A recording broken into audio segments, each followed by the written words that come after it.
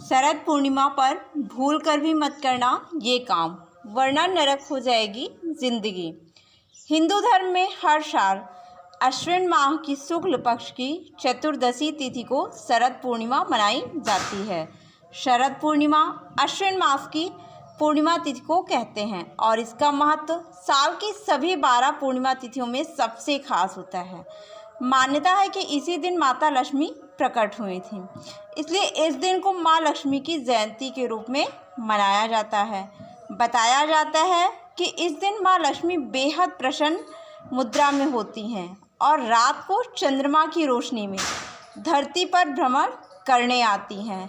मान्यता है कि जिन भक्तों को माता लक्ष्मी पूजा पाठ में लीन देखती हैं और भजन कीर्तन करते हुए पाती हैं, उन पर माँ लक्ष्मी की विशेष कृपा होती है। यानी कि माँ लक्ष्मी यह देखती हैं कि कौन कौन जाग रहा है और कौन पूजा कर रहा है। इसलिए इस पूर्णिमा तिथि को कोजागिरी पूर्णिमा भी कहते हैं।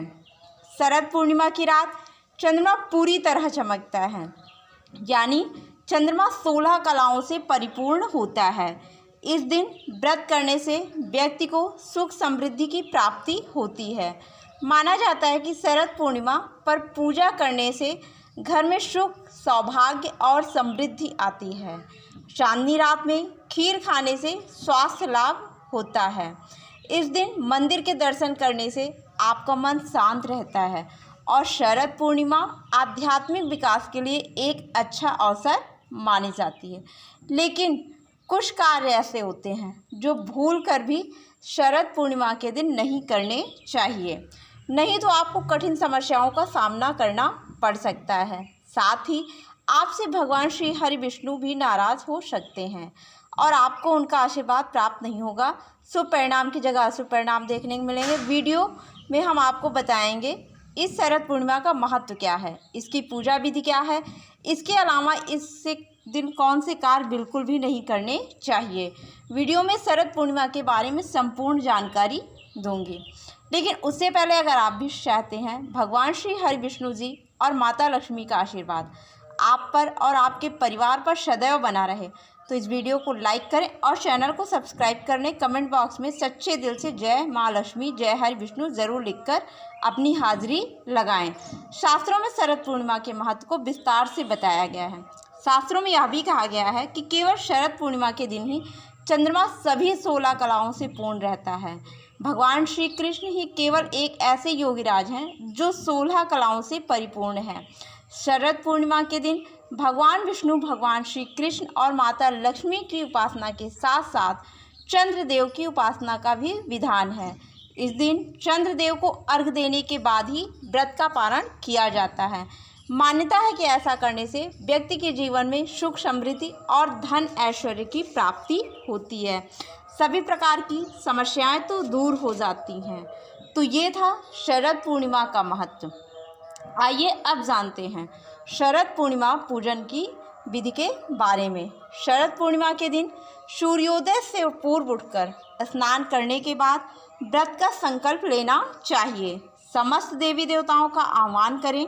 वस्त्र, अक्षत, आसन, पुष्प, धूप, दीप, नैवेद्य, सुपारी, दक्षिणा आदि अर्पित करने के बाद पूजा अर्चना करनी चाहिए। संध्या काल में दूध की खीर में घी मिलाकर अर्धरात्रि के समय भगवान को भोग लगाना चाहिए। रात्रि के समय चंद्रमा के उदय होने के बाद चंद्रदेव की पूजा करें, खीर का नैवेद्य अर्पित करें। रात में खीर से भरे बर्तन को चंद्रमा की अमृत समान चांदनी में रखना चाहिए। अगले दिन सुबह प्रसाद रूप सबको बांटना चाहिए। इस दिन भगवान शिव, माता पार्वती और भगवान कार्तिकेय की पूजा भी करनी चाहिए। तो ये थी शरद पूर्णिमा की पूजा की विधि। चलिए अब जानते हैं कि शरद पूर्णिमा पर कौन से कार्य बिल्कुल भी नहीं करने चाहिए। नंबर 1, चूल्हे पर तवा चढ़ाने से बचें। शरद पूर्णिमा के दिन चूल्हा पर तवा नहीं चढ़ाना चाहिए। अर्थात इसका मतलब यह है कि शरद पूर्णिमा के दिन रोटी नहीं खानी चाहिए। इस दिन ज़्यादातर तली हुई चीज़ का सेवन करना चाहिए। ऐसा करने से माता लक्ष्मी प्रसन्न होती हैं। घर पर अपना आशीर्वाद बनाए रखती हैं।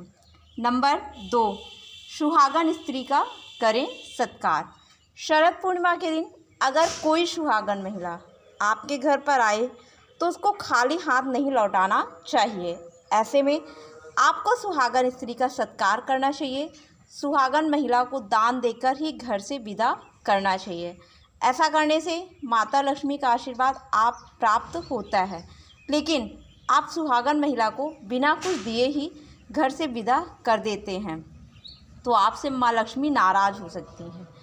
आपके जीवन में कठिन समस्याओं का सामना करना पड़ सकता है, जिससे कि आपका जीवन दुर्भाग्य में भी बदल सकता है। नंबर 3, धन का लेन देन। शरद पूर्णिमा के दिन भूल कर भी धन का लेन देन नहीं करना चाहिए। मान्यता है कि इस दिन दिया गया धन वापस लौटकर मुश्किल से आता है। इस दिन कर्ज देने से माता लक्ष्मी नाराज़ हो जाती हैं, रिश्तों में भी कड़वाहट आ जाती है, जिससे आपके घर में भी अनबन भी हो सकती है। नंबर 4, पशु पक्षी की हत्या।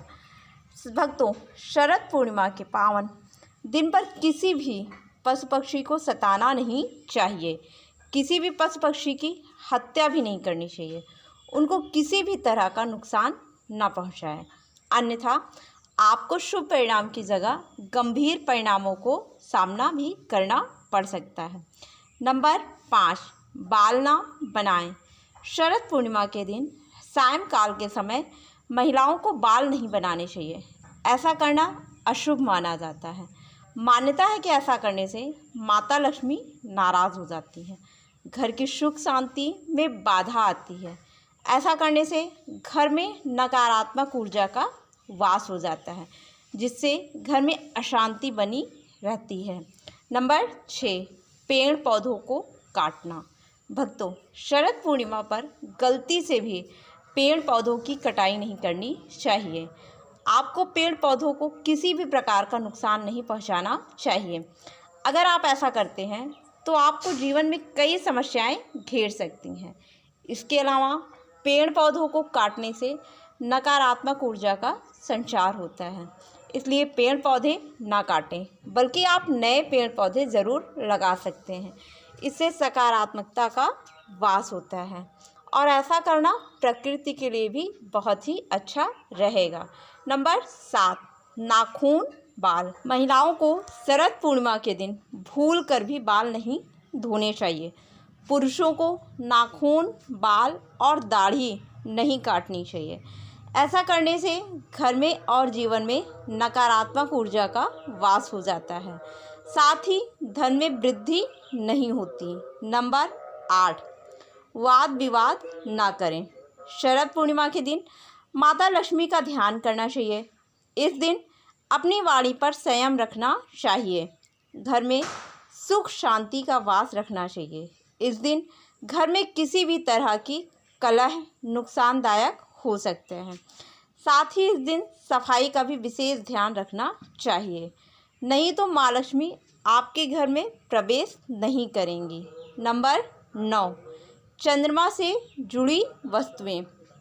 शरद पूर्णिमा के दिन चंद्रमा से जुड़ी वस्तुओं का अनादर नहीं करना चाहिए। चंद्रमा से जुड़ी वस्तुओं का अनादर करने से आपको चंद्र दोष लगता है।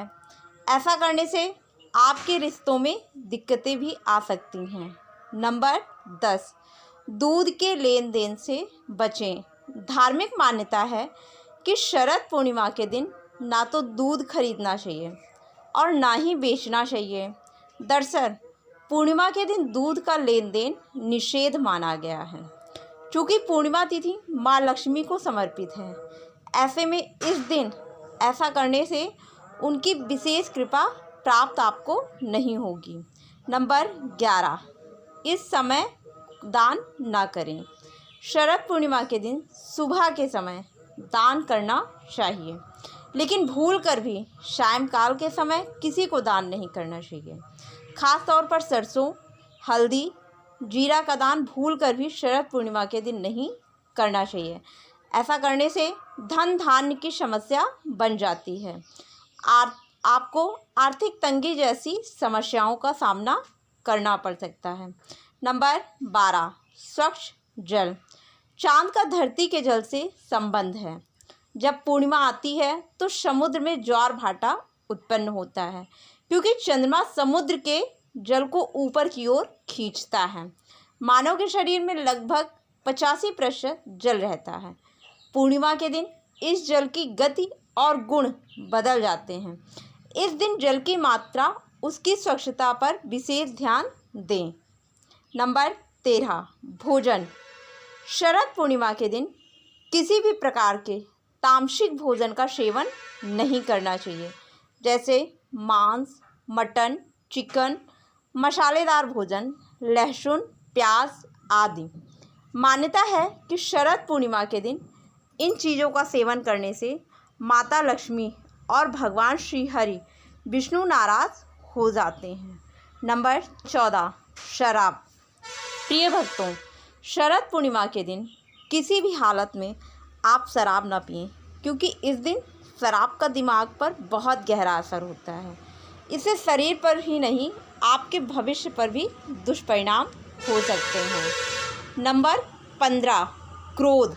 भक्तों, आपको शरद पूर्णिमा पर क्रोध बिल्कुल भी नहीं करना चाहिए। वैज्ञानिकों के अनुसार इस दिन चंद्रमा का प्रभाव काफ़ी तेज़ होता है। इन कारणों से शरीर के अंदर रक्त में न्यूरॉन सेल्स क्रियाशील हो जाते हैं। ऐसी स्थिति में इंसान ज़्यादा उत्तेजित या भावुक रहता है। एक बार नहीं, प्रत्येक पूर्णिमा को ऐसा होता रहता है, तो व्यक्ति का भविष्य भी उसी अनुसार बनता और बिगड़ता रहता है। नंबर 16, भावना। जिन्हें मंदाग्नि रोग होता है या जिनके पेट में चय उपचय की क्रिया शिथिल होती है, तब अक्सर सुनने में आता है ऐसे व्यक्ति भोजन करने के बाद नशा जैसा महसूस करते हैं।